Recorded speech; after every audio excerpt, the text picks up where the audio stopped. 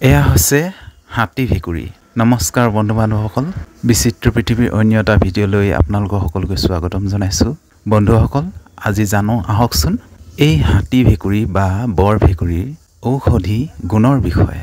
নানান আয়ুৰ্বেদিক ঔষধ নিৰ্মাণত ইয়াৰ শিপা ব্যৱহাৰ কৰা হয়। শুকান শিপাৰ প্ৰতি কিলোৰ মূল্য 15 টকা পৰ্যন্ত। আমাৰ দেশৰ বজাৰত বাৰ্ষিক 4 টনৰ অধিক শিপা বিক্ৰী হয়।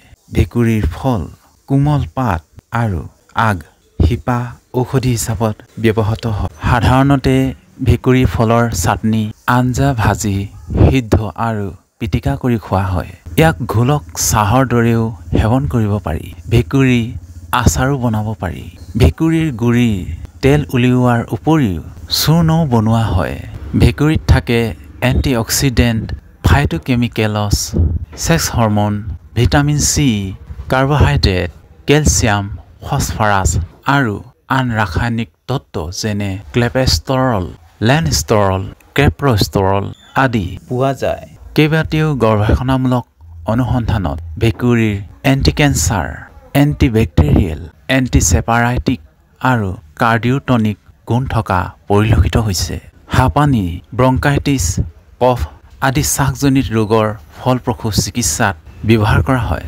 ভেকুৰীৰ কেঁচা ফল আৰু শিপা ইয়াৰ বাবে ব্যৱহৃত হয়। কেইটিমান কেঁচা ভেকুৰী থেতেলিয়াই উতলাই গৰম পানীত কিছু পৰ থৈ কুহুমীয়া কৰি খালে কাহৰ পৰা উপশম ঘটে। জ্বৰ বিষহাৰক হিচাপে প্ৰয়োগ কৰা হয়। প্ৰস্ৰাৱৰ পৰিমাণ বঢ়ায়। মূত্ৰাশয় ৰোগ, শৰীৰ ফুলা ৰোগৰ উপশম ঘটায়। বেক্টেৰিয়া বিনাশক, কৃমি পেলুৰ ক্ষেত্ৰত প্ৰমাণিত ঔষধ সিদ্ধ হৈছে। কৰ্কৰোগ প্ৰতিষেধক পৰীক্ষাগাৰত দেখা গৈছে ভেকুৰীয়ে মাইটোকণ্ড্ৰিয়াৰ পথত ক্ৰিয়া কৰি কৰ্কৰোগৰ কোষৰ বিকাশত বাধা জন্মায়। এণ্টিঅক্সিডেণ্ট গুণৰ বাবে শৰীৰক অপকাৰী ফ্ৰী ৰেডিকেলৰ পৰা মুক্ত কৰি শৰীৰৰ ইমিউনিটি ছিষ্টেম মজবুত কৰাত সহায় কৰে। কোষ্ঠকাঠিন্য আঁতৰ কৰে। পেটৰ বিষ কমায়, পেটৰ গেছ কমায় আৰু ভোক বঢ়ায়। বমি উকালি বন্ধ কৰে। শিশুৰ ডায়েৰিয়া হ'লে গাখীৰৰ সৈতে কেইটামান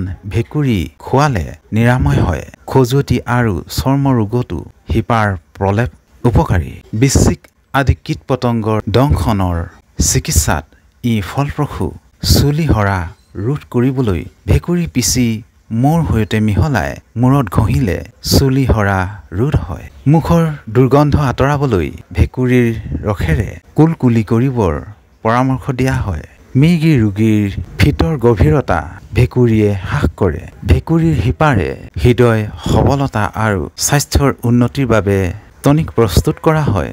বাত বিষৰ ঔষধ ভেকুৰীৰ পৰা বনোৱা হয়।